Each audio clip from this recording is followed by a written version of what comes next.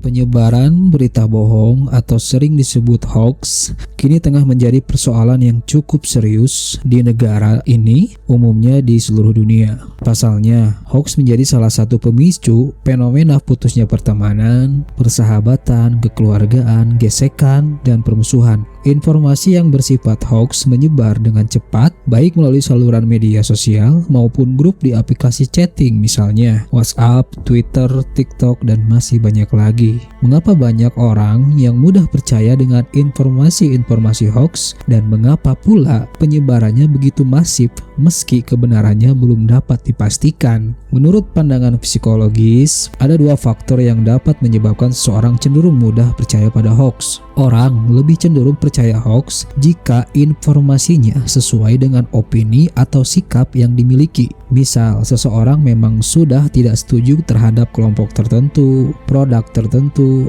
atau kebijakan tertentu. Ketika ada informasi yang dapat mengafirmasi opini dan sikapnya tersebut, maka ia pun mudah percaya. Hal tersebut juga berlaku pada kondisi sebaliknya. Seseorang yang terlalu suka terhadap kelompok, produk, dan kebijakan tertentu, jika menerima informasi yang sesuai dengan apa yang ia percayai, maka keinginan untuk melakukan pengecekan kebenaran terlebih dahulu menjadi berkurang.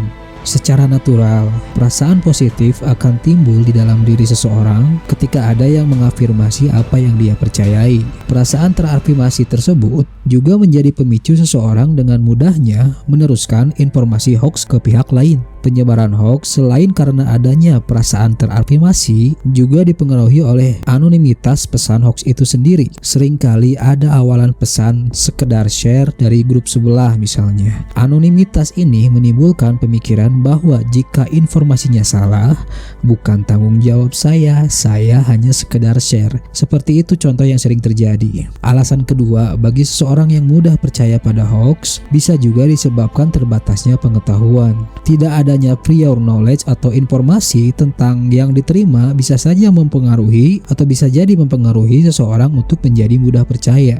Contohnya, informasi yang ramai disebarkan melalui broadcast message berisi ajakan untuk mengunduh aplikasi tertentu atau donasi melalui perusahaan tertentu. Kepercayaan terhadap informasi-informasi tersebut bisa jadi dikarenakan tidak ada pengetahuan sebelumnya mengenai aplikasi atau perusahaan yang dimaksud. Fakta menarik lainnya, tidak ada satupun orang yang benar-benar imun terhadap hoax. Siapa saja bisa menjadi korban sesatnya informasi hoax. Ketika berbicara soal media sosial, media digital, sejatinya kita harus bedakan antara kemampuan mengevaluasi informasi dengan kemampuan mengoperasikan informasi. Oleh karena itu, secara teoritis, rentan atau tidaknya seseorang terhadap hoax lebih tergantung pada kemampuan berpikir kritis, mengevaluasi informasi, dan literasi media, bukan hanya kemahiran memanfaatkan teknologi informasi. Secara umum, hoax memiliki daya untuk mengubah dan memperkuat sikap atau persepsi yang dimiliki seseorang terhadap suatu hal. Bisa jadi ketidaksetujuan terhadap kebijakan tertentu, orang tertentu, kelompok tertentu, dan sebaliknya. Namun, khusus informasi-informasi hoax yang bersikap negatif atau bersifat negatif dapat menyebabkan kecemasan berlebih. Informasi hoax yang negatif menimbulkan rasa takut terhadap dunia luar atau ada kecemasan berlebihan. Kalimat